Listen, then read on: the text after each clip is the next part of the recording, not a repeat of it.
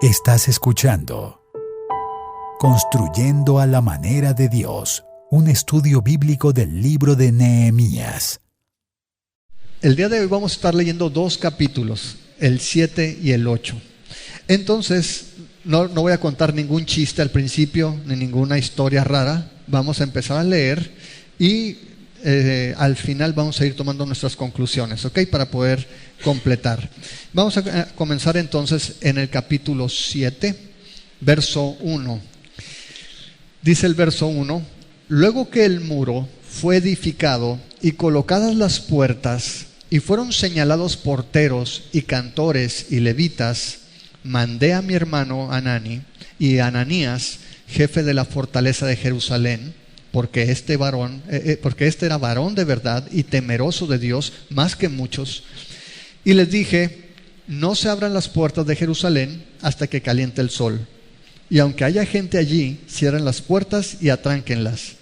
Y señalé guardas de los moradores de Jerusalén, cada cual en su turno y cada uno delante de su casa, porque la ciudad era espaciosa y grande, pero poco pueblo dentro de ella, y no había casas reedificadas. Entonces puso Dios en mi corazón que reuniera a los nobles y oficiales y al pueblo para que fuesen empadronados según sus genealogías, y hallé en el libro de la genealogía de los que habían subido antes, y encontré en él escrito así: estos son los hijos de la provincia que subieron del cautiverio, de los que llevó cautivos Nabucodonosor, rey de Babilonia, y que volvieron a Jerusalén y a Judá, cada uno a su ciudad, los cuales vinieron con Zorobabel, Jesúa, Nehemías, Azarías, Raamías, Naamani, Mardoqueo, Bilsán, Misperet, Bigvai, Nehum y Baana. El número de los varones del pueblo de Israel, los hijos de Parós, 2172, los hijos de Cefatías, 372, los hijos de Ara, 652, los hijos de Pahat Moab, de los hijos de Jesúa y de Joab, 2818, los hijos de Elam, 1254, los hijos de Satu, 845, los hijos de Sakai, 760, los hijos de Binui, 648, los hijos de Bebai, 628, los hijos de Asgad, 2622, los hijos de Adonicam, 677, los hijos de Bigvai, 2067, los hijos de Adín, 655, los hijos de Ater, de Ezequías, 98, los hijos de Asum, 328, los hijos de Besai, 324, los hijos de Arif, 112, los hijos de Gabaón, 95, los varones de Belén y de Netofa, 188, los varones de Anatot, 128, los varones de Bet Asmavet, 42, los varones de Kiriat Jearim, Cafira y Beerot, 743, los varones de Ramá y de Geba, 621, los varones de Migmas, 122, los varones de Betel y de Ai, 123, los varones del otro Nebo, 52, los hijos del otro Elam, 1254, los hijos de Arim, 320, los hijos de Jericó, 345, los hijos de Lot, Hadid y Ono, 721, los hijos de Sena, 3930, sacerdotes, los hijos de Jedaías de la casa de Jesúa, 973, los hijos de Imer, 1052, los hijos de Pasur, 1247, los hijos de Arim,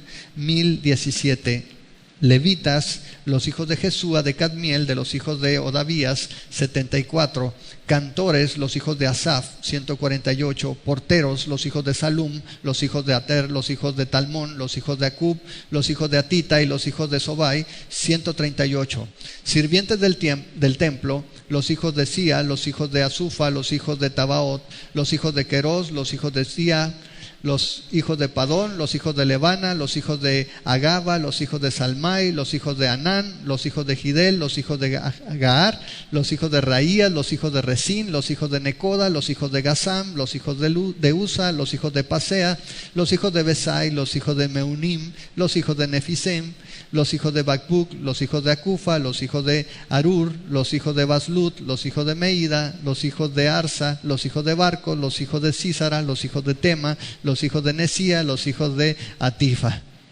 los hijos de los siervos de Salomón, los hijos de Sotai, los hijos de Soferet, los hijos de Perida, los hijos de Jala, los hijos de Darcón, los hijos de Gidel, los hijos de Cefatías, los hijos de Atil, los hijos de Poqueret, Hasebaim, los hijos de Amón, todos los sirvientes del templo, hijos de los siervos de Salomón, 392. Y estos son los que subieron de Tel Mela, Tel Arsa, Kerub, Adón e Imer, los cuales no pudieron mostrar la casa de sus padres ni su genealogía si eran de Israel. Los hijos de Delaía, los hijos de Tobías, los hijos de Necoda, 642. Y de los sacerdotes, los hijos de Abaía, los hijos de Cos y los hijos de Barzilai, el cual tomó mujer de las hijas de Barzilai, Galaedita, y se llamó del nombre de ellas. Ellos buscaron su registro de genealogías y no se halló, y fueron excluidos del sacerdocio. Y les dijo el gobernador que no comieran las cosas más santas hasta que hubiera sacerdote con Urim y Tumim. Toda la congregación junta era de 42,360, sin sus siervos y siervas, que eran 7,337. Y entre ellos había 245 cantores y cantoras, sus caballos 736, sus mulos 245, camellos 435, asnos 6,720. Y algunos de los cabezas de familia dieron ofrenda para la obra. El gobernador dio para el tesoro 1,000 dracmas de oro, 50 tazones y 530 vestiduras sacerdotales. Los cabezas de familia dieron para el tesoro de la obra 20,000 dracmas de oro y 2,200 libras de plata. Y el resto del pueblo dio 20,000 dracmas de oro, 2,000 libras de plata y 67 vestiduras sacerdotales. Y habitaron los sacerdotes, los levitas, los porteros, los cantores, los del pueblo, los sirvientes del templo y todo Israel en sus ciudades. Y gracias a Dios que terminamos el capítulo, ¿verdad? Y qué bueno que lo podemos leer aquí, porque estoy seguro que no lo ibas a leer en tu casa. Ok, ahora vamos a ver qué es lo que Dios quiere mostrarnos a través de este pasaje. Primero recordar, la semana pasada David les platicó cómo el muro se completó. A pesar de la oposición, de que los enemigos comenzaron a murmurar, a intimidar, a dar falsa profecía para que el pueblo se detuviera de hacer la obra, Nehemías y el pueblo se mantuvieron firmes y fieles en lo que Dios les había encargado. Y dice que Nehemías entendió de lo que ellos trataban de hacer, y entonces él no tuvo temor y siguió adelante, y se completó el muro en 52 días. 52 días y levantaron el muro, y ya estaba por fin la ciudad con los muros levantados. Y dice el versículo 1 en el capítulo 7: luego que el muro fue edificado y colocadas las puertas, y fueron señalados porteros y cantores y levitas. Es decir, no solamente estaba el muro, ya estaban las puertas, ¿no? Puertas nuevecitas, ya estaba el muro completado, ya estaba un grupo de porteros, de cantores y de levitas. Vamos a decir que la obra ya estaba lista. Pero una de las cosas que tenemos que aprender, y que Nehemías sabía, es que cuando la obra está lista, no significa que el trabajo termina, sino que él sabía que como había oposición que se había levantado, ahora tenía que estar vigilante, porque la misma oposición que había querido impedir que la obra se hiciera, iba a estar pendiente para que esa obra se viniera abajo. Y Nehemías sabía que esto era solamente el principio del trabajo de vigilancia. Y es algo similar a lo que sucede con nosotros cuando hemos recibido a Jesús. Muchas veces pensamos, o algunas personas piensan, que recibir a Cristo es la vida cristiana. Ya recibí a Cristo, soy salvo, me voy a sentar a que me lleven al cielo aquí en la casa. Y en realidad es el principio del trabajo. Recibir a Cristo es el principio del trabajo. Y dice la Biblia en el libro de Hebreos, en el capítulo 12, que la vida es como una carrera.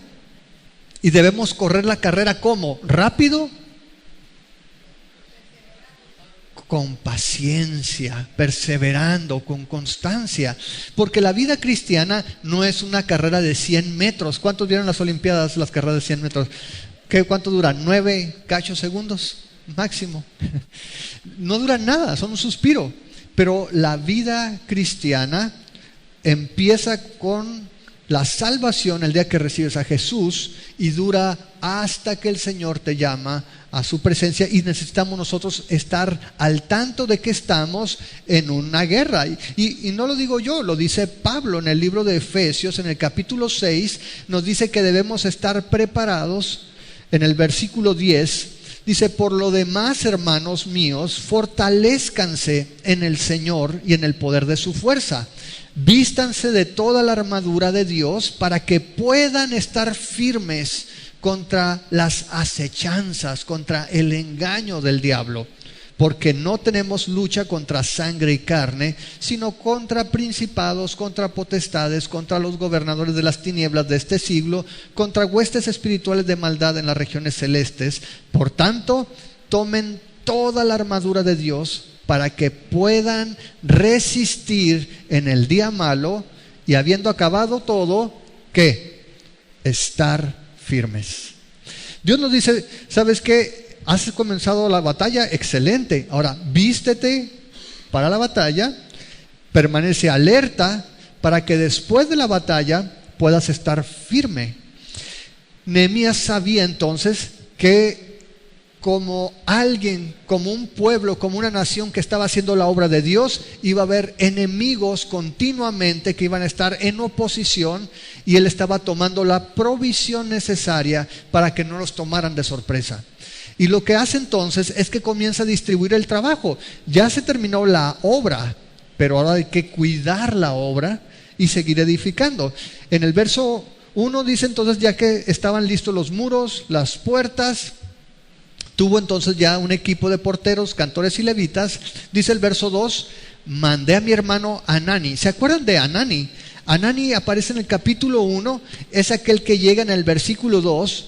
Dice: vino Hanani, uno de mis hermanos, con algunos varones de Judá, y le pregunté por los judíos que habían escapado, por los que habían quedado de la cautividad, y por Jerusalén.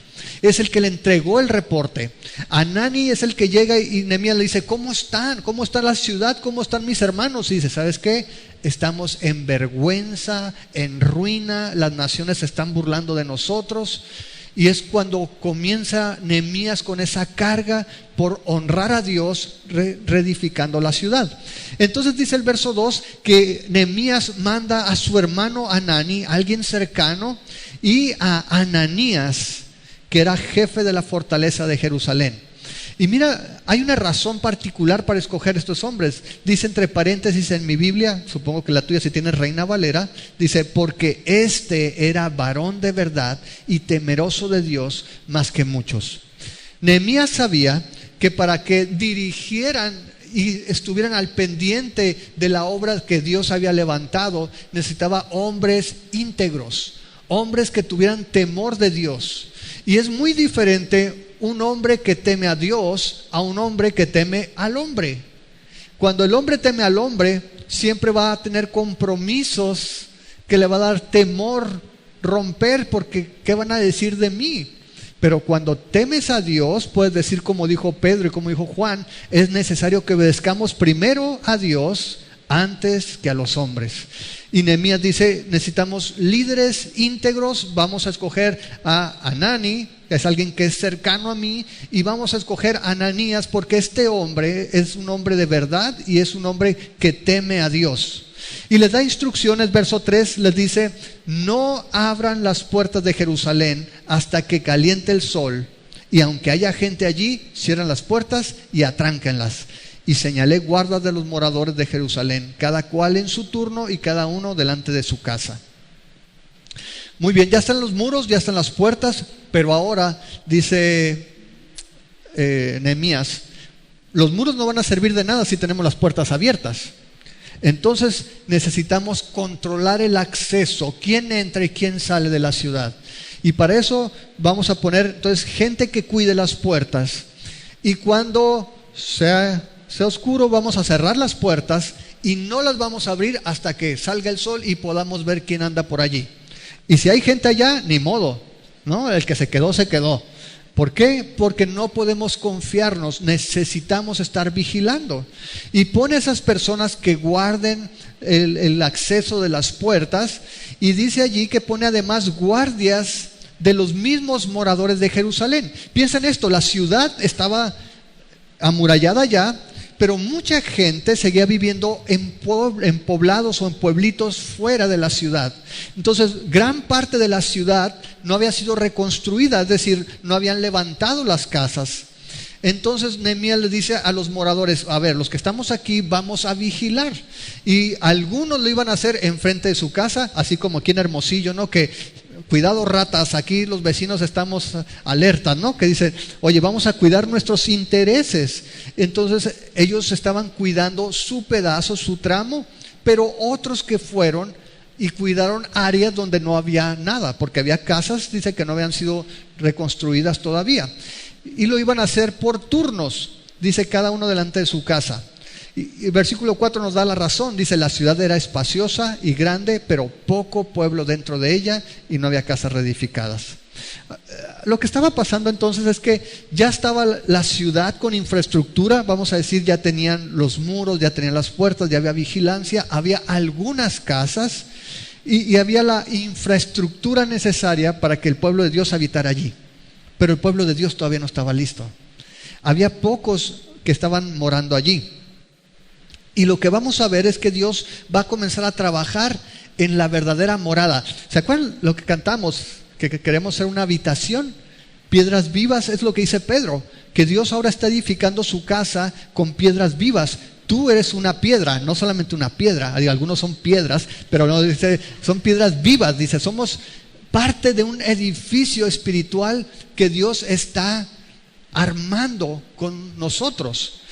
Y en este caso ya estaba la ciudad amurallada, pero el pueblo no estaba preparado todavía, y Dios comienza a trabajar en esa obra, y es lo que vamos a ver ahorita. Ahora, entonces esta primera etapa, básicamente Nehemías está cuidando la obra. Ya está el trabajo de Dios, pero sabemos que los enemigos van a seguir viniendo. Pero la otra cosa que le preocupa a Nehemías es: ¿quiénes de los que están aquí son verdaderamente judíos? Porque por mucho tiempo Jerusalén ha estado sin muros, y tenemos gente sirviendo en el templo, o tenemos un chorro de sacerdotes. Pero dice que vino algo al corazón de Nehemías. En el verso 5 dice: entonces puso Dios en mi corazón que reuniera a los nobles y oficiales y al pueblo para que fueran empadronados según sus genealogías. Y hallé en el libro de las genealogías de los que habían subido antes, y encontré en el escrito así, 2 puntos aparte. ¿Qué es lo que dice? Nehemías entonces tiene un impulso que Dios pone en él, y dice: ¿sabes qué? Dios está poniendo que vayamos y consultemos en el libro quiénes fueron las familias que salieron de Babilonia y que vinieron por primera vez a reconstruir el templo. Y para hacer un poquito de historia, si tú recuerdas, el primer grupo, que eran cerca de 50,000 personas, salieron guiados o dirigidos por Zorobabel. Dios tocó el corazón de Ciro para que saliera este hombre Zorobabel con un grupo de judíos a reconstruir el templo. Y salió este primer grupo que no pudo completar la obra, y más o menos 80 años después llega el escriba Esdras para continuar con la obra de reconstrucción del templo, y más o menos 14 años después llega Nehemías para reconstruir los muros. Entonces había pasado más o menos un siglo, casi 100 años, desde el primer grupo hasta la época actual, donde Nehemías estaba con esa preocupación de quién estará aquí dentro de la ciudad. Y entonces se va, y los judíos hasta el día de hoy son muy meticulosos en su genealogía. Tú ves en los evangelios, en Mateo, tú ves la genealogía de Jesús y llega hasta Adán. O sea, saben de qué personas venían, de qué familia. Y entonces ellos se van a los libros, Nehemías, y empieza a ver los libros y encuentra este registro de nombres que no vamos a volver a leer, léelo en tu casa por favor, pero que está categorizado de manera que primero en el verso 7 nos dice quiénes eran los líderes. Dice: los cuales vinieron con Zorobabel, Jesúa, Nehemías, Azarías, Raamías, Naamani, Mardoqueo, Bilsán, Misperet, Bigvai, Nahum y Baana. Y entonces dice, ok, comienza el verso 7 con los líderes. Luego del 8 al 25, si tú te fijas, comienza a decir los hijos de fulano, los hijos de mangano, los hijos de perengano. Empieza a mencionar los clanes o familias que vinieron del 8 al 25. Luego, del 26 al 38, comienza a citar a las personas ya no por familia, sino ahora por el lugar de origen. Y dice, los varones de Anatot, o los varones de Belén, o los varones de Bes Asmavet, los varones de Kiriat Jearim, los varones de Ramá, y entonces empieza a nombrarlos por el lugar de origen. Mira, de esta ciudad vinieron tantos, de esta región vinieron tantos, y sigue categorizándolos. Y luego nos dice cuáles eran los sacerdotes. En el versículo 39 dice sacerdotes, 2 puntos seguido, los hijos de Jedaías de la casa de Jesúa, 973, los hijos de Imer, 1052, los hijos de Pasur, 1247. Comienza a decirte cuántos sacerdotes y de qué familia venían. Luego toma a los levitas en el versículo 43. Levitas, 2 puntos, dice los hijos de Jesúa, de Cadmiel, de los hijos de Odavías, 74. Y luego menciona los cantores en el 44, los hijos de Asaf, 148. Y luego menciona los porteros en el verso 45. Y en el verso 46 al 56 menciona los siervos o sirvientes. Dice allí que 46, sirvientes del templo. Y comienza y lista hasta el 56 todas las familias de los sirvientes. Estos sirvientes del templo, dicen los estudiosos, que normalmente eran prisioneros de guerra, que eran tomados para que sirvieran en las labores del templo. Por eso no se menciona una tribu en particular, sino se mencionan diferentes y se les agrupa a todos como los sirvientes del templo. Luego en el 57 al 60 menciona otro grupo que son específicamente los hijos de los siervos de Salomón. Y es todo un grupo de personas que subió también. Y esta es la parte importante o a donde quería llegar Nehemías. Llega al versículo 61 y dice, y estos son los que subieron de Tel Mela, Tel Arsa, Kerub, Adón e Imer, los cuales no pudieron mostrar la casa de sus padres, ni su genealogía, si eran de Israel. Estos, a ver, espérame tantito. Todos estos, ¿quién fue tu papá? ¿Y tu tata? ¿Y tu bisabuelo? ¿Y tu tatarabuelo? Y dice, no tienes tu credencial para votar de Israel. No pudieron acreditar su nacionalidad judía. Ahora, eso era importante. Primero, si tú no eras judío, entonces tú no tenías derecho, por ejemplo, para adorar a Dios en el templo. Segundo, no te podías casar con una israelita, porque la gente de Israel tenía que casarse con gente de Israel. Y por último, no podías ser sacerdote del Señor. Y eso es lo que pasó allí.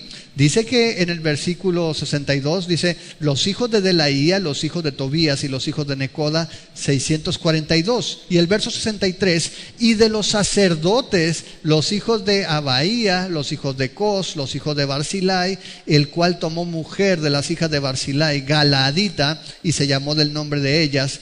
Estos buscaron su registro de genealogías y no se halló, y fueron excluidos del sacerdocio. Y les dijo el gobernador que no comieran de las cosas más santas hasta que hubiera sacerdote con Urim y Tumim. Y dijeron, a ver, espérame tantito, ¿cómo que estás de sacerdote y no puedes demostrar que eres judío? Entonces tú no puedes estar como sacerdote. Y los excluyen del servicio. Y les dice el gobernador, que era Nehemías, era el Chaca, dice, hey, no vas a participar hasta que haya sacerdote que pueda dar validez al asunto, que use el Urim y el Tumim. Si ustedes se acuerdan, en la antigüedad, en el Antiguo Testamento, vemos que el sacerdote tenía la posibilidad de consultar a Dios. No sabemos exactamente cómo era, no sabemos si era una moneda y sello águila, no es cierto. No sabemos cómo era el instrumento, pero dice que el instrumento decía sí o no, el Urim y el Tumim. Pero era la forma en que podían resolver algunos asuntos que llevaban al sumo sacerdote. En el ínter dice que a estos apártenlos. Los apartan y no participan de las cosas santas hasta que el sacerdote determinara. Muy bien, básicamente entonces lo que estaba buscando era eso, que no hubiera gente infiltrada, gente que no debía estar ofreciendo el sacerdocio, porque ya estaba la infraestructura material, ya estaban los recursos materiales, pero ahora se tenía que trabajar el edificio espiritual, la casa más importante. Decíamos que los muros en realidad era importante que los reconstruyeran, no solamente por la parte práctica de que protegía la ciudad, sino por la reputación de Dios. Nehemías dijo: quiero reverenciar al Dios reconstruyendo los muros. Su deseo era que Dios fuera reconocido. Y si tú te acuerdas el capítulo anterior, dice Nehemías que los enemigos tenían que reconocer que Dios es el que había permitido que los muros se levantaran. El nombre de Dios estaba en juego. Por eso es que Nehemías estaba preocupado por los muros. Vemos luego, y en tu casa por favor unas 3 veces repasa las genealogías para que no se te olviden, pero vemos allí que después de que hace este cernido de la población y que específicamente hace esta limpieza del sacerdocio, entonces viene la memoria de una ofrenda que hizo la congregación. En el versículo 66 dice que toda la congregación junta era de 42,360, sin sus siervos y siervas, que eran 7,000. Decíamos que eran más o menos 50,000, como se menciona, ¿no? Casi 50,000 personas que habían salido de Babilonia. Ahora, quiero que pienses en algo.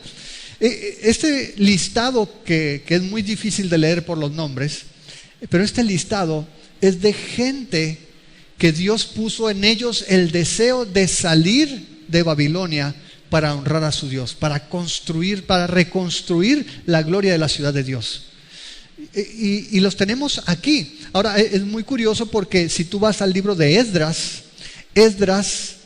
el capítulo 2 hace este mismo listado, repasa la gente que vino antes que él. Esdras, acuérdense, llegó más o menos 80 años después que esta gente, y Esdras en el capítulo 2 hace un repaso de ellos, y ahora Nehemías, 14 años después más o menos de Esdras, vuelve a repasar aquellas personas que Dios puso en su corazón que reconstruyeran el templo. Y ahí están en la Biblia. No sabemos qué más hicieron, pero por lo menos los vemos como gente que tuvo el deseo, el anhelo de que Dios fuera glorificado y salió, dejó a lo mejor su casa, a lo mejor tenía un buen trabajo. Acuérdate, Nehemías estaba en una buena posición y sabemos que venía gente de dinero porque traían sus siervos. Dice que había 7,000 siervos. Entonces venía gente con buena posición económica, gente que había sido prosperada en Babilonia, pero Dios puso la carga en su corazón de reconstruir. Y no solamente llegaron ellos, sino que dice que en el versículo 70, y algunos de los cabezas de familia dieron ofrendas para la obra. El gobernador dio para el tesoro 1,000 dracmas de oro. Ok, 1,000 dracmas de oro equivale más o menos a 9,5 kilos de oro. Señores, y lo traía en la bolsa, dice, ¿no? Ahí está, 9,5 kilos de oro para la obra. Y menciona otras personas que también, líderes, que ofrendaron. Dice: el gobernador dio para el tesoro 1,000 dracmas de oro, 50 tazones, 530 vestiduras sacerdotales. Y luego los líderes de las familias, los cabezas de familia, dieron para el tesoro de la obra 20,000 dracmas de oro. Si traes una calculadora, es equivalente a 187 kilos de oro. 187 kilos de oro entre los líderes de familia.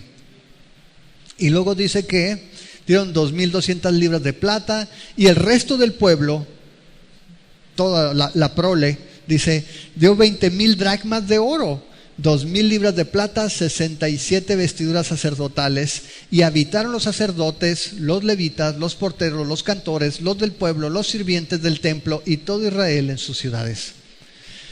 Capítulo 7 nos dice cómo comenzó a preparar la vigilancia entonces Nehemías una vez que estaba completada la obra. Pero eso no era todo. Ahora viene lo bueno, ahora sí, como dicen el Chucky. Dice allí en el versículo 73 al final, venido el mes séptimo, los hijos de Israel estaban en sus ciudades. Ahora, el mes séptimo es un mes especial porque comienzan varias fiestas. Y de hecho, en el mes séptimo, que es más o menos septiembre, octubre nuestro, comienza con lo que es el año nuevo judío, ¿sí? el Rosh Hashanah. Y vemos que comenzaba, era el mes séptimo, cuando ya estaban todos acomodados. Ahora, cuando tú ves este listado de personas, cuando tú ves el tiempo con el que levantaron el muro y cómo es que lo hicieron, cómo fue Dios poniendo la carga en Nehemías, empezó con una preocupación, movió al pueblo para que hicieran la construcción y cuando empezaron a trabajar vino el conflicto, vino gente a tratar de impedir que la obra de Dios creciera. Pero durante todos estos capítulos que hemos leído de Nehemías, te das cuenta de que Dios no ha metido a sus ángeles a trabajar. ¿Te das cuenta de eso? No mandó Dios un ejército de ángeles para acabar con los enemigos, no mandó un ejército de ángeles para que le hicieran de albañiles, no. ¿Quién construyó? Personas hicieron el trabajo de Dios. La obra de Dios la hicieron personas. Y sabes, así como fue en aquel tiempo, el día de hoy Dios sigue usando personas. Dios quiere usar personas para su obra. No van a venir ángeles para evangelizar, no lo descarto que pueda hacerlo, pero dio una instrucción clara: vayan y hagan discípulos ustedes. Dios sigue usando personas hoy en día para hacer su obra. Número 2, algo que podemos ver a través de estos 7 capítulos es que a pesar de la oposición, a pesar de las dificultades, Dios no abandonó a su pueblo. Dios conoce a sus hijos, Dios sabe su pasado, Dios sabe lo que han hecho, Dios sabe lo que han dado, y está registrado la obra de algunos aquí, y dicen, y estos dieron tantos mil y ciclos, y estos dieron tantos ropajes, y estos hicieron esta obra, y estos hicieron tanto. ¿Te acuerdas cuando estaban construyendo que Nehemías ora y dice, acuérdate, Señor, de todo lo que he hecho por este pueblo? Dios se acuerda de lo que hacemos. Y qué importante, porque un día vamos a llegar a rendir cuentas y a Dios no se le pasa nada. Dios sabe todo lo que hacemos, Dios sabe todo lo que hemos vivido, Dios nos conoce.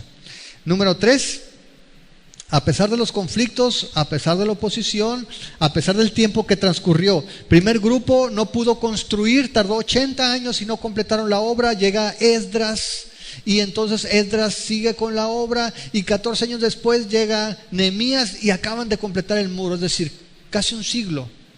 Y quizás los primeros dijeron, no, ya no se va a poder hacer esto, ¿no? Y abandonaron la obra. No sabemos si hubo personas que se rindieron. El profeta Ageo dice, oye, pues ya están muy a gusto ustedes en su casa y el templo todavía no está listo. Y a veces nosotros podemos pensar de la misma manera, Dios ya no la hizo, ya se cansó, se le olvidó. No, Dios sigue adelante con su plan, aunque no lo veamos. Dios sigue adelante con su plan. Ellos pudieron ver al final que Dios estaba allí, y nosotros lo que tenemos que hacer es perseverar, no rendirnos. ¿Ok? Cuarta cosa que vemos aquí, muy importante: había gente mezclada en el pueblo de Israel. Tomaron el libro, checaron y dijeron, Señor, tú no estás dado de alta aquí, no encontramos tu acta de nacimiento, entonces tú no tienes parte en este servicio, no tienes parte en esta ciudad o en esta nación. Y fueron excluidos del servicio o de los privilegios de ser israelita. Sabes, tú y yo necesitamos asegurar que tenemos el acta del nuevo nacimiento, porque la Biblia dice que si no naces de nuevo, no puedes ver el reino de los cielos. Si tú no tienes tu genealogía y tu padre es Dios, no vas a poder entrar al cielo. No importa cuántas palancas tengas aquí, necesitas la ciudadanía allá. Y por eso la Biblia dice que todo el que es nacido de Dios, todo lo que es nacido de Dios, son los hijos de Dios, los que hemos nacido de nuevo, los que hemos nacido del agua y del Espíritu. Asegurémonos entonces de tener la genealogía adecuada para llegar entonces al cielo, y que nuestro nombre esté en el libro de la vida, ¿no? Jesús les dijo a los discípulos cuando salieron y empezaron a hacer milagros y echaban fuera demonios, regresaron emocionados: Señor, los demonios se nos sujetan. Y Jesús les dijo: no se alegren de eso, más bien alégrense de que su nombre está escrito en el libro de la vida. Igual nosotros, nuestro gozo, nuestro deleite debe ser saber que estamos en el libro de la vida, que tenemos acceso a la presencia de Dios para cuando nos llamen a cuentas. Muy bien, entonces decimos, ya estaban en el mes séptimo. El mes séptimo era el mes de Tisri, y en este mes se celebraba la fiesta de las trompetas. No sabemos exactamente qué celebraban en la fiesta de las trompetas, pero sabemos que se celebraba con el sonido de la trompeta. Algunos piensan que precisamente era el festejo del nuevo año, una nueva oportunidad. Vamos a decir, así como todos nosotros, llega el fin de año y dices: ay, qué bueno que se acabe ya. Por alguna razón en nuestra mente decimos que ya empiece el otro año para empezar con un cuaderno nuevo, ¿verdad? Cuando empiezas con un cuaderno, empiezas a escribir bonito la letra, y ya después está el cuaderno hecho un asco. Pero así va a terminar el año y sientes que ya se acabe, por favor, y que empiece, ¿no? Era el inicio del año judío y comenzaba con la fiesta de las trompetas. Luego, en ese mismo mes, el día 10 del séptimo mes, del mes de Tisri, se celebraba el Yom Kippur, que era el día de la expiación. Y ese día es cuando el sacerdote entraba en el lugar santísimo, en ese lugar donde solamente podía entrar el sumo sacerdote una vez al año, y ofrecía un sacrificio de sangre, y un sacrificio que limpiaba el pecado de todo el pueblo. Todo el pueblo ese día era reset de pecados. Ese día quedaba limpio el registro. Entraba y pedía perdón por toda la nación de Israel, y entraba con su traje, con las 12 piedras que representaban a las tribus en su pecho, y con los 12 nombres en los hombros, y se metía y pedía perdón a Dios, y salía, y si salía vivo, todo el pueblo, fiesta, hey, ya el Señor nos perdonó. Y después, el día 15 del mismo séptimo mes o mes de Tisri, se celebraba la fiesta de los tabernáculos. La fiesta de los tabernáculos tenía que ver con recordar cómo Dios había cuidado al pueblo de Israel viviendo en carpas en el desierto cuando lo liberó de Egipto. Todas estas fiestas las puedes ver en Levítico 23 al 44. Ahí te mencionan las fiestas. Lo importante es que estaba en el mes séptimo, era el mes donde había varias fiestas, y en ese mes el Espíritu Santo comienza a mover al pueblo, y dice en el capítulo 8, verso 1: y se juntó todo el pueblo como un solo hombre en la plaza que está delante de la puerta de las aguas. Y dijeron a Esdras el escriba que trajera el libro de la ley de Moisés, la cual Jehová había dado a Israel. Imagínate, Dios comienza a mover al pueblo y van con el escriba Esdras, Esdras que había llegado 14 años antes, y le dicen: ¿sabes qué? Háblanos de la palabra de Dios. Queremos escuchar la palabra de Dios. Ahora, es bien interesante porque Esdras era el mejor hombre que podían haber escogido. Vete al libro de Esdras, está antes de Nehemías. Vete al capítulo 7, por favor. Y dice el verso 10: porque Esdras había preparado su corazón para inquirir la ley de Jehová y para cumplirla, y para enseñar en Israel sus estatutos y decretos. Esdras tenía un corazón que se había preparado para eso. Había inquirido, había escudriñado la ley, había preparado su corazón para obedecerla, y entonces estaba listo para enseñarla. Y dice allí entonces que el pueblo va con Esdras, todos con el mismo sentir, y van a la puerta de las aguas. Ahora, es bien interesante porque no se fueron al templo a leer la palabra, sino que se fueron a la puerta de las aguas. La puerta de las aguas, en inglés es el Watergate. La puerta de las aguas era el acceso al manantial más cercano de la ciudad. Y es interesante porque en la Biblia, cuando habla del agua, habla de la palabra. En Efesios 5:26, cuando habla de Jesús y la iglesia, dice que Él la hizo limpia por el lavamiento del agua, por la palabra. El agua tiene ese significado en la Biblia, hace referencia a la palabra para limpiar. Si vas a Juan, también al Evangelio según San Juan, al capítulo 15,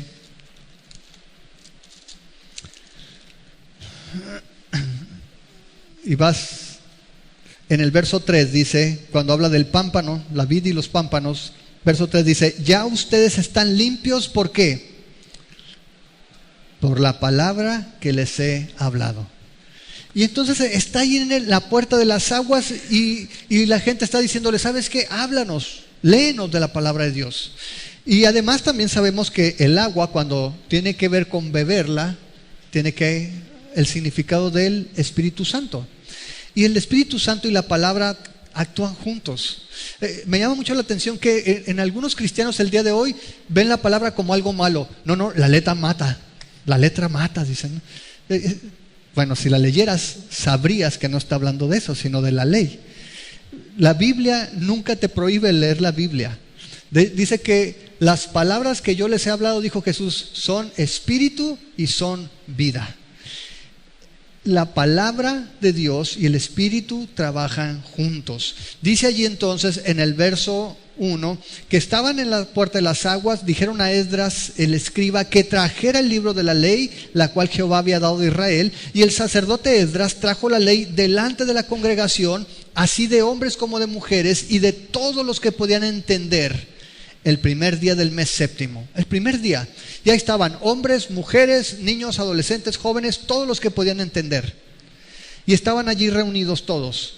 Y dice el verso 3, y leyó en el libro delante de la plaza que está delante de la puerta de las aguas, desde el alba hasta el mediodía, en presencia de hombres y mujeres y de todos los que podían entender, y los oídos de todo el pueblo estaban atentos al libro de la ley. Y algunos se quejan de que yo predico 1 hora. Estuvo casi 6 horas predicando. 6 horas, desde el alba hasta el mediodía leyendo. Y sabes, dice que estaban los niños ahí también. Yo no sé si tú te llevaban a la iglesia cuando estaba chiquito, pero mi mamá y las mamás de aquella época usaban los pellizcos silenciosos. ¿Se acuerda, señora? El niño empezaba a moverse y así por debajo, no nomás, sin hacer gestos para que no se notara, y tú nomás, ¡ay! Ellos estaban allí, dice, por casi 6 horas escuchando la palabra de Dios. Y mira, Esdras leyó, dice el verso 3, leyó el libro.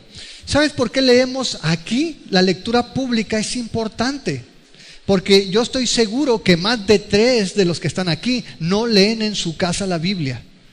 Y aquí, dice él, leyó. La gente tenía que escuchar, y por eso leemos la Biblia, y por eso leemos capítulos difíciles y feos que no quieres leer en tu casa, porque tienes que escuchar.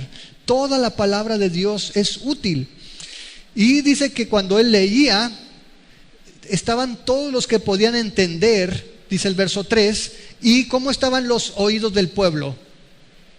Atentos, atentos. Sabes, cuando tú y yo estamos escuchando la palabra de Dios y lo hacemos con atención, estamos adorando a Dios. La adoración a Dios no es solamente cuando estamos cantando. La adoración es Dios cuando estamos dando nuestra atención, nuestro tiempo, nuestros recursos, lo que somos, para que Dios nos hable. En la adoración tú le expresas a Dios, tú hablas a Dios. En la lectura de la palabra Dios te habla a ti, y hay que estar atentos. Dice que todos estaban atentos. Dice el verso 4, y el escriba Esdras estaba sobre un púlpito de madera, más o menos así. Dice que había hecho para ello, y junto a él estaban Matatías, Sema, Anías, Urías, Hilcías y Maasías a su mano derecha, y a su mano izquierda Pedaías, Misael, Malquías, Asum, Asbadana, Zacarías y Mesulam. Tenía 13 hombres que estaban con él. Ahora, cuando tú dices, y sacó Esdras el libro, te imaginas así, ¿no? O a lo mejor el teléfono celular. No, eran rollos. Entonces, compa, a ver, por favor, jálale para allá, ¿no? Y ya empezaban a leer, ¿no? le estaban ayudando para la lectura, o a lo mejor se le acababa el aire o la saliva a Esdras y luego ahora síguele tú. No sabemos exactamente, pero dice que había 13 hombres allí en el púlpito. Ese era un púlpito grande, no como este, ¿no? Pero 13 personas junto a él que estaban leyendo la palabra de Dios. Y dice allí en el versículo 5: abrió pues Esdras el libro a ojos de todo el pueblo. ¿Has visto tú personas que llegan con la Biblia y no la abren en toda la plática? Nomás la traen, o los que se la ponen aquí. O la que la tienes así de adorno en la entrada en la sala, ¿no? Y luego le cambias la página al otro día. Esdras agarró la palabra de Dios y la abrió a los ojos de todo el pueblo. Y luego dice el versículo 5: porque estaba más alto que todo el pueblo, estaba en su púlpito, y cuando lo abrió, dice, todo el pueblo estuvo atento. Cuando Esdras acá empezó a abrir la palabra, dice, todos estaban así como atentos, esperando escuchar. Verso 6: bendijo entonces Esdras a Jehová, Dios grande, y todo el pueblo respondió, amén, amén. Dice, alzando sus manos, se humillaron y adoraron a Jehová, inclinados a tierra. Fíjate qué loco, ¿no? No dijeron, adoren la Biblia. No, adoraron al Dios de la Biblia. Por eso es importante la Biblia, porque la Biblia no te lleva a amar la Biblia, te lleva a amar al Dios que se revela, el Dios que nos habla, al que conocemos a través de su palabra. Dios, el creador del universo, se humilló y nos dejó escrito de tal manera que podamos entender tú y yo su palabra. ¿Quién es? ¿Qué es lo que hizo? ¿Qué es lo que quiere? ¿Qué es lo que le gusta? ¿Qué es lo que le desagrada? El pueblo dice que cuando lo abrió Esdras y vieron que Esdras bendijo al Señor, Dios grande, todo el pueblo dijo, amén, amén. ¿Qué es amén? Así sea. Amén, amén. Dice, alzaron sus manos, se postraron y adoraron a Jehová, inclinados a tierra. Y dice que los levitas, verso 7, menciona otros 13 hombres que eran levitas: Jesúa, Bani, Serebías, Jamín, Acub, Sabetai, Odías, Maasías, Kelita, Azarías, Josabet, Anán y Pelaía. Hacían entender al pueblo la ley, y el pueblo estaba atento en su lugar. No solamente leyeron, sino que estaban los levitas allí entre el pueblo y hacían entender al pueblo lo que se estaba leyendo.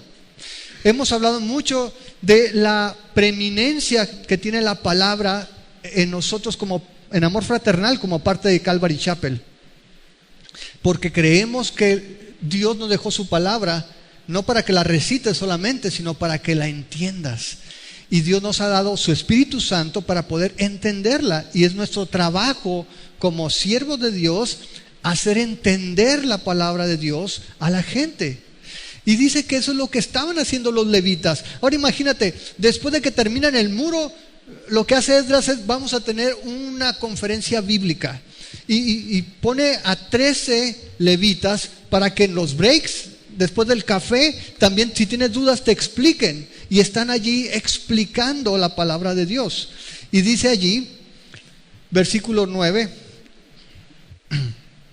perdón, el versículo 8 dice, hacían entender al pueblo la ley, y el pueblo estaba atento en su lugar, y leían en el libro de la ley de Dios claramente, y ponían el sentido de modo que entendiesen la lectura. Eso es lo que estamos haciendo ahorita. Si tú te agarras con la Biblia y empiezas a leerla, va a haber muchas cosas que no entiendas. ¿Por qué? Primero, necesitamos tener el Espíritu Santo, y el Señor te lo da cuando recibes a Jesús. Pero segundo, cuando tú lees un libro tan antiguo como la Biblia, hay muchas cosas que por la distancia cronológica que hay cuando se escribieron, y el día de hoy que tú y yo la estamos leyendo, no podemos captar del todo. Hay cuestiones culturales que si tú no conoces un poco acerca de la cultura judía y de la historia, no puedes poner en contexto. Hay cosas que por la misma traducción incluso de la Biblia, la Reina Valera 60, si tienes una anterior, usan palabras que, aunque es español, no es el mismo español que tú y yo conocemos. Entonces, el trabajo que hacemos aquí es tratar de poner en contexto este libro para que tú puedas entenderlo. Y una vez que lo entiendes, para que puedas aplicarlo. Y eso es lo que dice el versículo 8. Leían el libro claramente, ponían el sentido de modo que entendieran la lectura. Entonces, el resumen de todo esto es un mensaje muy claro para nosotros. Necesitamos entender la palabra. Entiende la palabra. Parte de los cursos que llevamos, se van a dar más adelante en lo que es la escuela de ministerio, es el estudio bíblico inductivo, que básicamente es observar, interpretar y aplicar. Y es el estudio de la Biblia de esta manera, poder entender, saber cuál es la interpretación de este texto, porque toda la Biblia fue escrita en un momento particular de la historia, con una idea en mente, para un grupo de personas en mente. Y tenemos que poder interpretar eso para saber cómo lo vamos a aplicar el día de hoy en nuestra vida. ¿Ok? Entonces necesitamos entender la palabra de Dios. Entiende la palabra de Dios. Pero luego viene, a partir del versículo 9, dice: y Nehemías el gobernador y el sacerdote Esdras, escriba, y los levitas, que hacían entender al pueblo, dijeron a todo el pueblo: día santo es a Jehová nuestro Dios, no se entristezcan ni lloren, porque todo el pueblo lloraba oyendo la palabra de la ley. Empezaron a oír y empezó a llorar el pueblo. Y saben, mucho se habla en la iglesia y se ha hablado de los avivamientos. Un avivamiento comienza con cristianos. No puedes avivar si alguien está muerto, ¿no? Primero necesitas hacer que viva y entonces lo avivas. Y aquí básicamente vemos al pueblo de Dios escuchando la ley y llorando. ¿Por qué? Porque la palabra estaba haciendo su trabajo. Dice que la palabra de Dios es viva y eficaz y es más cortante que una espada de 2 filos y penetra hasta partir el corazón, el alma y los tuétanos, ¿verdad? Y dice que toda la palabra de Dios es útil ¿para qué? Para redarguir, dice una de las funciones. Y es lo que estaba sucediendo. El pueblo estaba escuchando la palabra de Dios y empezaron a decir: oye, estamos mal, no hemos obedecido a Dios. No estamos honrando a nuestro Dios. Y entonces ellos empezaron a ser convictos, a sentir convicción por su pecado y empezaron a llorar. Pero dice allí el Nehemías y los escribas van y les dicen en el verso 9: no se entristezcan, no lloren. No es que no se arrepientan, pero es día de fiesta. Es día de fiesta. Dice: porque todo el pueblo lloraba oyendo la palabra de la ley. Verso 10, luego les dijo: vayan, coman grosura, beban vino dulce, envíen porciones a los que no tienen nada preparado, porque día santo es a nuestro Señor. No se entristezcan. ¿Por qué? El gozo de Jehová es su fuerza. Piensa que Dios te perdonó. Piensa que Dios los ama tanto que miren, aquí están. Después de haber estado 70 años en el exilio allá en Babilonia, cautivos, hoy estás aquí, tienes los muros, estás escuchando su voz. Gózate, porque es día de fiesta. Y ese es el efecto de la palabra. No solamente hay que entender la palabra de Dios, hay que experimentar el poder de la palabra de Dios, que trae convicción de pecado, pero que también trae gozo. Gozo. Ve el Salmo 19, por favor. Salmo 19.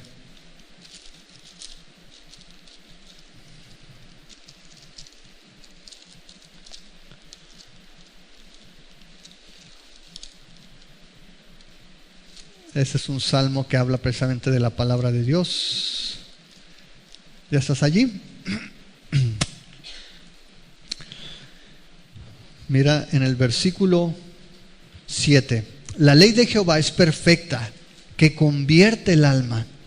El testimonio de Jehová es fiel, que hace sabio al sencillo. Mira el verso 8: los mandamientos de Jehová son rectos, que ¿qué? Alegran el corazón. ¿Te alegras cuando lees la palabra de Dios? Puedes gozarte. Y si te vas al Salmo 119, todo el Salmo habla de la palabra de Dios. Pero vete al Salmo 119 y ve el versículo 111. por heredad he tomado tus testimonios para siempre, porque son, ¿qué? El gozo de mi corazón. Y si te vas adelante al verso 162, dice: me regocijo en tu palabra como el que haya muchos despojos, o como el que encuentra un tesoro. Dice que en la época de los judíos la gente pues no había banco. Agarraba una olla de barro y ahí metía el clavito, ¿no? Lo iba y lo enterraba en el campo, y de repente pues a lo mejor se murió el señor o vendió el campo, y tú ibas arando y de repente un bache ahí, ¿no? Y escarbas y te encuentras una olla llena de oro. ¿Cómo te pondrías? No, te gozabas. Encontraste un tesoro. Jesús usa una parábola similar. Dice que un hombre que encuentra un tesoro en el campo va y vende todo lo que tiene para comprar ese campo. Bueno, pues David decía que él, cuando leía la palabra de Dios, era como si se hubiera encontrado muchos tesoros. Esa era la respuesta. Y es lo que está diciendo aquí: el gozo del Señor es su fortaleza. Dice el verso 11: entonces los levitas hacían callar a todo el pueblo, diciéndole: callen, porque es día santo, no se entristezcan.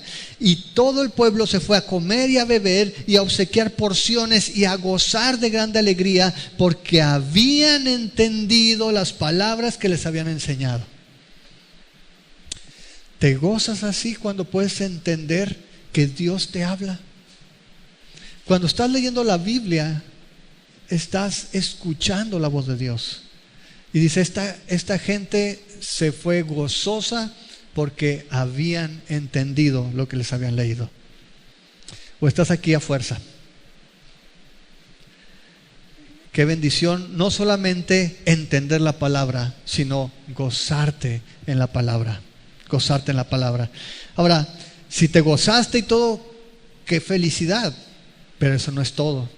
Verso 13: al día siguiente se reunieron las cabezas de familia de todo el pueblo, sacerdotes y levitas, a Esdras el escriba, para entender las palabras de la ley, y hallaron escrito en la ley que Jehová había mandado por mano de Moisés que habitaran los hijos de Israel en tabernáculos en la fiesta solemne del mes séptimo, y que hicieran saber y pasar pregón por todas sus ciudades y por Jerusalén, diciendo: salgan al monte, traigan ramas de olivo silvestre, de arrayán, de palmeras y de todo árbol frondoso, para hacer tabernáculos como está escrito.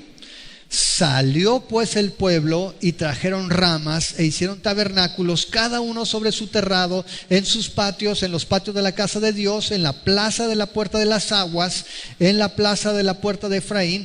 Y toda la congregación que volvió de la cautividad hizo tabernáculos, y en tabernáculos habitaron, porque desde los días de Josué, hijo de Nun, hasta aquel día no habían hecho así los hijos de Israel. Y hubo alegría muy grande. Y leyó Esdras en el libro de la ley de Dios cada día, desde el primer día hasta el último, e hicieron la fiesta solemne por 7 días, y el 8º día fue solemne asamblea según el rito. Qué bueno que entiendes la palabra, qué bueno que te gozas en la palabra, pero hay que obedecer la palabra. Y dice que el pueblo, cuando fueron con Esdras y le dijeron: a ver, explícanos lo de la ley, ¿cómo está esto? Y les dijo: ¿sabes qué? Resulta que el pueblo tiene que salir y hacer unas enramadas y vivir una semana en las enramadas para celebrar aquello que Dios hizo en el desierto cuando sacó al pueblo de Egipto y lo llevó por el desierto a la tierra prometida. Y dijeron: hagámoslo. Y fueron y agarraron palmeras, dejaron bichi los árboles, ¿no? Todos agarraron ramas, hicieron las enramadas, y 7 días vivieron en el tabernáculo como estaba escrito. Y dice que fue gran gozo en el pueblo, porque desde los días de Josué, hijo de Nun, no se ha festejado de esa manera. Ahora, los comentaristas dicen que esto es una hipérbole. Una hipérbole básicamente es una exageración. No es que no hubieran celebrado la Pascua, sino que se celebró con tantas ganas que, como cuando Josué al entrar a la tierra prometida la celebró, así la celebraron, fue como nunca. Pero entendieron la palabra, se gozaron en la palabra, obedecieron a la palabra. Ese es el gozo completo, el de saber que hemos cumplido, que hemos obedecido a lo que Dios nos ha hablado. Y dice aquí que estuvieron allí leyendo todos los días por 7 días, y el octavo día fue otra pachanga. 7 días. Y tú te quejas, me estoy pasando unos minutos, no puedes decir nada. Por 7 días estuvo Esdras leyendo al pueblo. Y Santiago nos dice en el capítulo 1 del 22 al 25 que de nada sirve leer la palabra si luego se nos olvida. Dice que es como el hombre olvidadizo, aquel que va y se mira al espejo y cuando se voltea ya se le olvidó cómo se veía.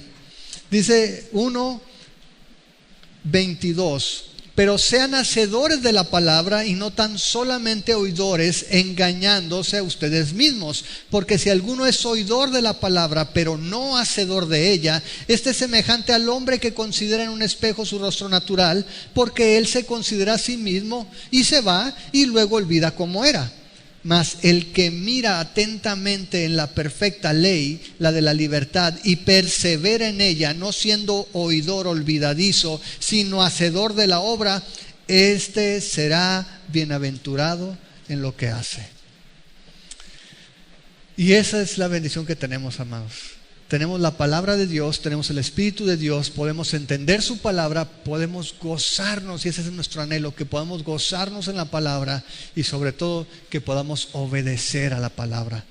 Si queremos avivamiento, tiene que empezar en nosotros. Nosotros tenemos la posibilidad de que Dios nos hable todos los días porque tenemos la bendición de tener la palabra escrita. Ellos no. Ellos tenían que leérsela porque no tenían rollos en su casa, no tenían tampoco YouVersion en su teléfono inteligente, no la tenían. Nosotros la tenemos aquí en el teléfono, en la computadora, en cassette, en CD, en el radio. La tienes de todas las maneras posibles. Entendámosla, gocémonos y obedezcámosla, para que entonces podamos hablar de avivamiento que comienza con nosotros que somos su iglesia. Amén.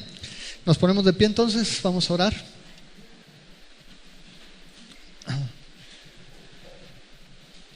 Padre, te damos gracias, Señor, por tu palabra, porque creemos, como está escrito, que es viva, que es eficaz, que es más cortante que una espada de doble filo, y porque creemos, Señor, que toda ella es inspirada por ti y es útil para enseñar, para instruir, para corregir, para redarguir. Señor, tú la sigues usando el día de hoy para cambiar los corazones. Y creemos que es tu palabra la única que puede limpiar nuestra vida, y la acción de tu Espíritu Santo en nosotros que nos puede moldear para gozarnos, para deleitarnos, Señor, en lo que tú nos hablas.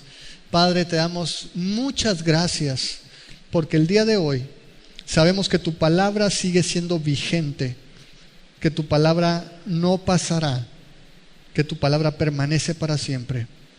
Y no solamente eso, Señor, creemos que como entonces con Nehemías usabas a los hombres, creemos que el día de hoy tú también sigues usando a los hombres.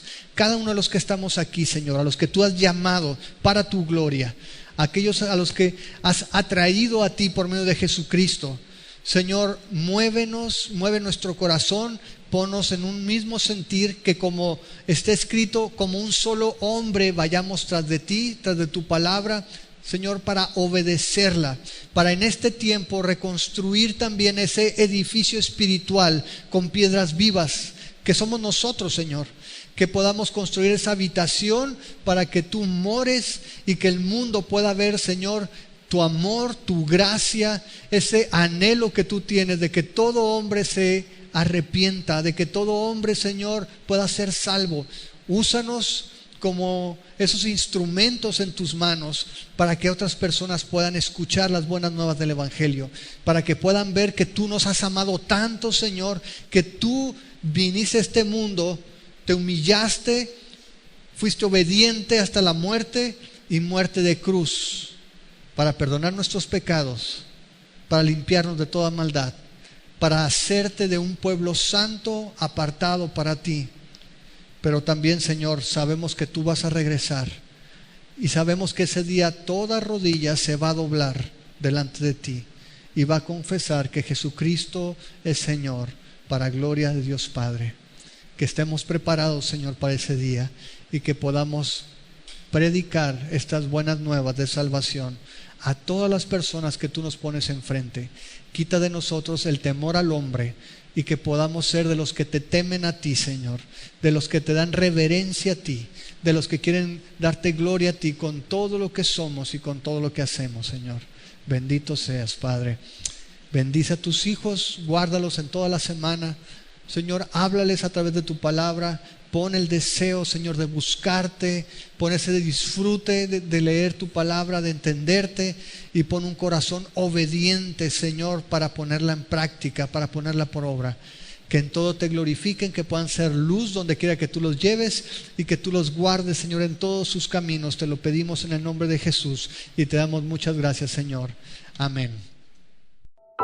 Escuchaste Construyendo a la manera de Dios, un estudio bíblico del libro de Nehemías. Encuentra más estudios bíblicos en amorfraternal.org.